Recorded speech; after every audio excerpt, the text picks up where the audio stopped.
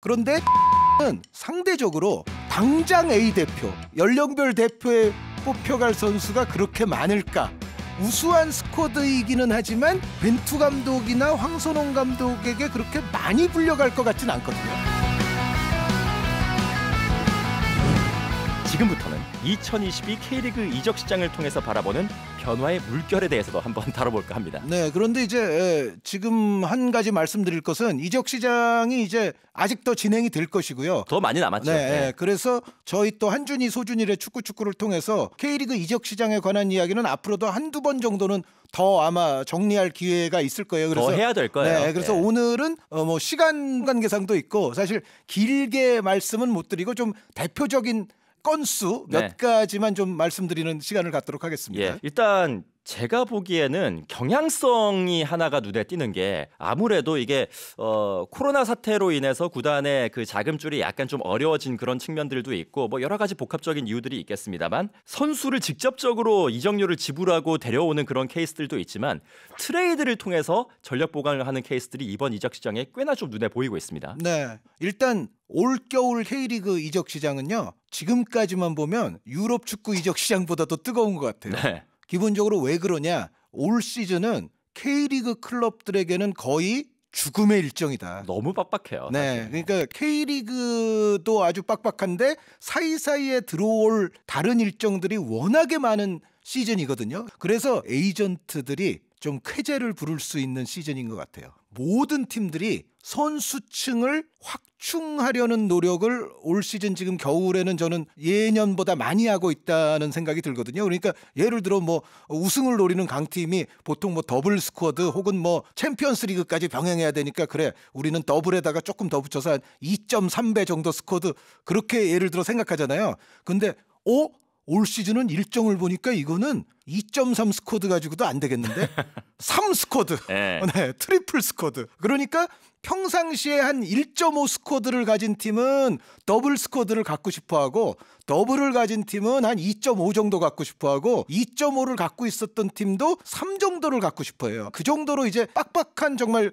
죽음의 일정이 기다리고 있습니다. 그래서 전체적으로 제가 느끼기에는 선수층 확충에 구단들이 열을 올리면서 선수들의 필요성 그리고 몸값 이런 부분이 다른 해에 비해서는 조금 높이 고평가될 수 있는 그런 이적 시장이라는 생각이고 그런데 그럼에도 불구하고 상당수 구단들은 지금 재정적 여건이 그렇게 좋은 편은 아니에요. 만만치가 않죠. 재정적 여건이 그렇게 좋지 않는데 선수는 보강하고 싶고 이럴 때 많이 나타날 수 있는 건 역시 트레이드입니다. 네. 특히 이제 제주와 대전이 좀 대형 트레이드를 했어요. 권한진, 김영욱, 이창근 선수를 보내고 이지솔, 김동준 선수를 대전으로부터 받았죠. 김동준, 이지솔 선수가 골키퍼 수비수니까 네. 이창근, 권한진 선수와 딱 맞죠. 여기에 이제 김영욱 선수가 한 명이 더 간 겁니다. 그래서 대전이 3명을 받고 제주가 2명을 받았고요. 성남과 인천이 이제 젊은 공격수와 젊은 미드필더를 바꿨습니다. 성남에서 홍시우 선수가 인천으로 가고 구본철 선수가 그 대신 또 성남으로 오게 됐고 성남과 부산은 또 골키퍼들을 바꿨네요. 전종혁 선수와 최필수 선수. 그리고 광주와 포항이 또 좀 유사한 트레이드를 했는데 광주가 이제 윤평국 골키퍼를 포항으로 보내는 대신 포항의 이준 골키퍼를 받았죠. 네. 이준 골키퍼가 이미 지난 시즌 AFC 챔피언스리그 결승을 뛴 골키퍼 아닙니까? 시즌 말미에 인상이 참 깊었습니다. 네, 그러니까 이제 강현무 선수의 네. 좀 애석한 부상이 있었기 때문에 그런데 이제 포항은 이준 선수 말고도 공격수죠. 하승훈 선수를 이제 광주로 보내게 됐고요. 광주는 골키퍼에 이제 대거 이제 방출이 있었는데 윤보상 골키퍼가 또 서울 이랜드로 가고 그 대신 서울 이랜드의 김경민 골키퍼와 장신 공격수인 이건희 선수를 받았습니다. 네. 김건희 선수도 있고 이건희 선수도 있죠, 참. 두 건이네요. 네, 지금 이건희 선수가 상당히 신체 조건이 좋은 좀 정통형 스트라이커라고 볼 수가 있는데 광주에서 이제 뛰게 될 이건희 선수도 한번 주목해 보시면 좋을 것 같습니다. 네, 뭐 이렇게 적극적인 트레이드가 이루어지고 있는 이번 겨울 이적 시장이라고 말씀을 드릴 수가 있겠습니다. 하지만 뭐 모든 팀들이 이렇게 춥게 보내고 있는 것은 또 아닙니다. 적극적으로 보강을 좀 단행을 하면서 이번 이적 시장을 좀 선도를 하고 있는 클럽들도 눈에 보이는데 가장 좀 대표적인 클럽이 이제는 전북과 울산의 양강 체계를 끝내고 싶은 바로 가장 남단에 있는 구단 제주 유나이티드가 돈보따리를 풀기 시작했습니다. 네, 제주의 강렬한 투자는 아주 고맙습니다. 그러니까 K리그의 특히 우승권 구도의 경쟁의 형성 이런 측면에서 봤을 때는 아주 반가운 일이에요. 작년에 그 K리그 대상 시상식 때도 주민규 선수가 올라와서 수상 소감 발표를 했을 때 우리가 이렇게 보여줬으니까 내년에는 조금 더 많은 투자를 좀 해주셨으면 합니다라고 좀 직접적으로 이야기를 밝히기도 했었는데 그 이야기가 통한 것 같아요. 네, 게다가 챔피언스리그 티켓을 놓쳤잖아요. 아쉽게 네, 놓쳤죠. 예. 그러니까 챔피언스리그 티켓을 놓쳤는데도 불구하고 계획한 대로 투자를 밀어붙이는 상황은 상당히 이제 뭐 감사하다고 말씀드려야만 하겠습니다.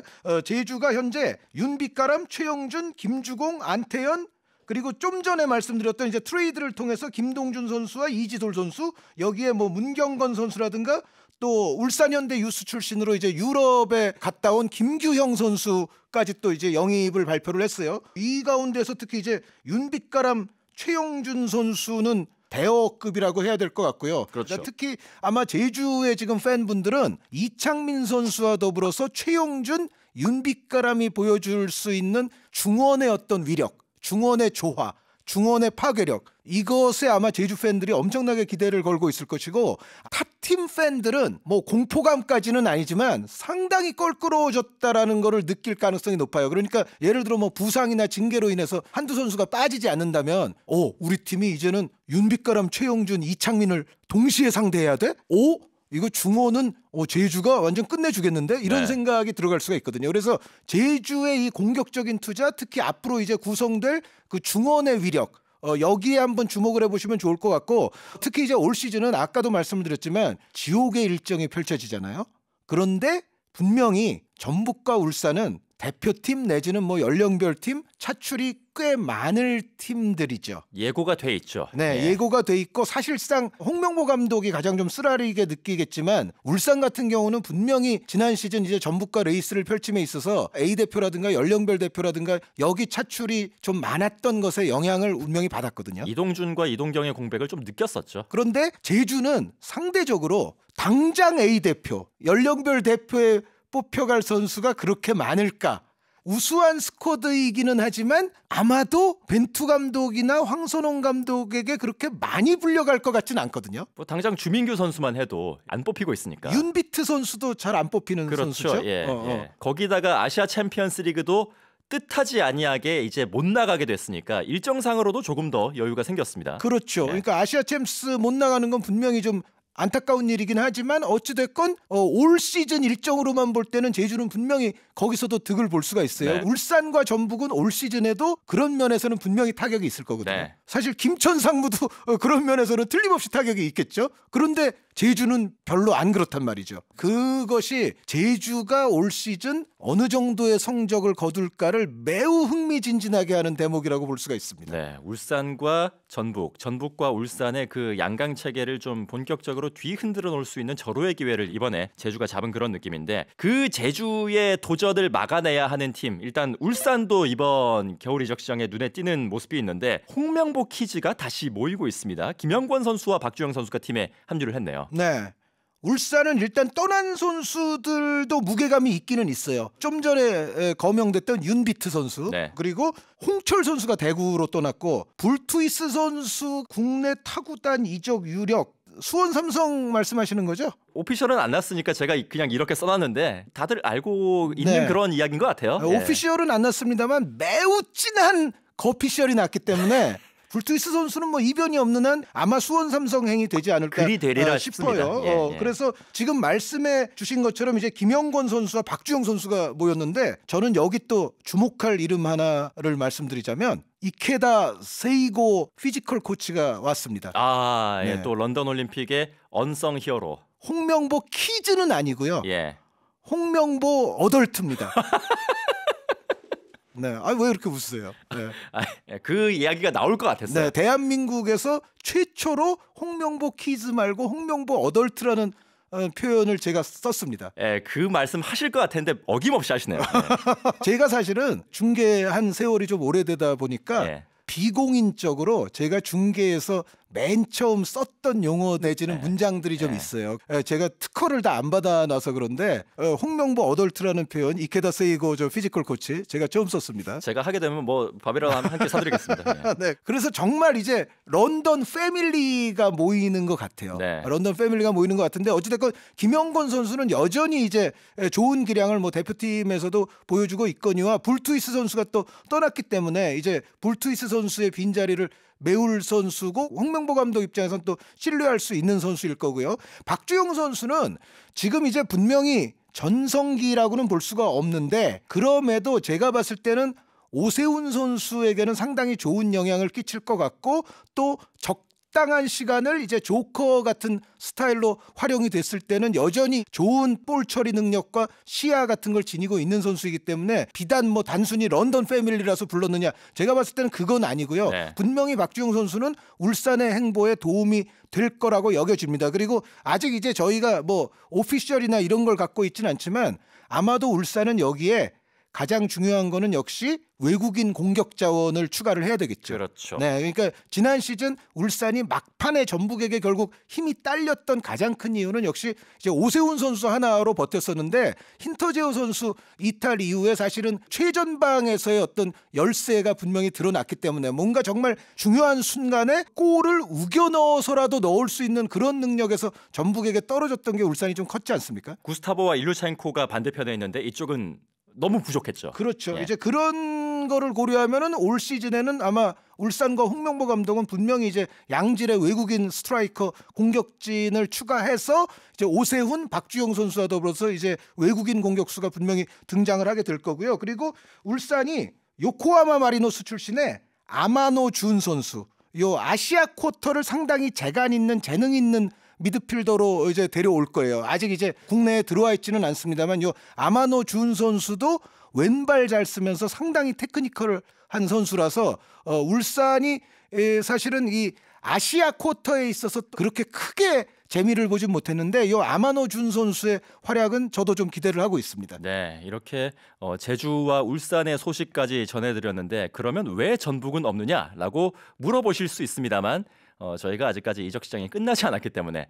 전북을 포함해서 그리고 다른 K리그 구단들을 모두 다 포함해서 저희가 다시 한번 K리그의 이적 시장을 총 점검을 해드리는 시간을 다시 한번 가지겠다라는 약속을 이 자리에서 또 드리면서 마무리를 지어보도록 하겠습니다. 소준일 아나운서가 우리 한국 프로축구연맹 K리그 전문 캐스터들 가운데 한 명 아닙니까? 이제 좀 바빠질 겁니다. 다음 달부터. 네. K리그 대상 시상식 사회자이시기도 하고 잘 나가요. 그거 좀 출연료 그거 잘 받았어요? 잘 나갔으면 좋겠어요. 이게 티끌 모아 티끌이에요. 저의 출연료를 아무리 모아봤자 한준희 해설위원이 한 번 하시는 거에 비해서 이게 좀 약하기 때문에 무슨 또 저 허위 보도 낭설을 또 하시려고 그러세요 여기서? 네, 저희는 조금 더 제가 오늘도 잠 한 40분 자고 여기 온 사람이에요. 예. 먹고 사는 게 얼마나 힘든지 아세요? 저렇게 지독한 분입니다. 이런 분과 함께하고 있습니다. 한준희 소준일의 축구 오늘은 아이슬란드와의 평가전 그리고 K리그 이적 시장에 관한 이야기까지 함께 나눠봤습니다. 한준희 소준일의 축구는 EBS FM 오디오 천국, EBS의 오디오 구독 서비스 오디오 이지식에서 함께 하실 수 있습니다. 여러분의 많은 구독과 좋아요까지 부탁드리겠습니다. 지금까지 저는 스포츠 아나운서 소준일 그리고 한준희 해설위원과 함께 했습니다. 수고하셨습니다. 네, 감사합니다. 유튜브